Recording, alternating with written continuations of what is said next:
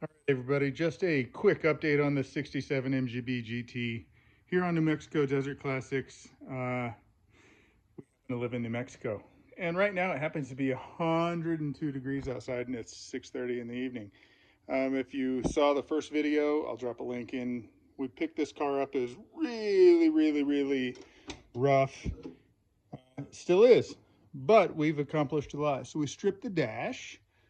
We're going to polish the paint on the top and go back with just the bumper pad on the front, and straightened up the steering wheel, went through, cleaned up the interior, cleaned up the seats quite a bit. They're not perfect, but they'll do. This used to just be a gaping wound, and now it's a stitched wound. We did get it running.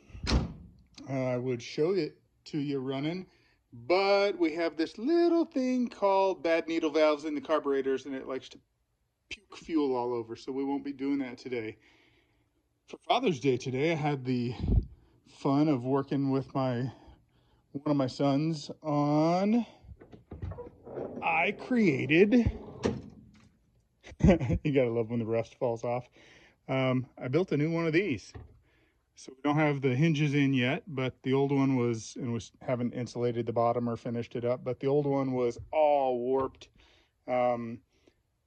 Plywood, cut the mold, and picked up some padding, actually some headliner material, and that's padded underneath here, and then just some grained vinyl.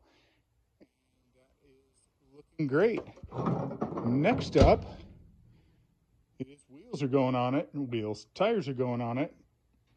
Just waiting on the tool from Moss Motors because we don't want to beat on the knockoffs too much.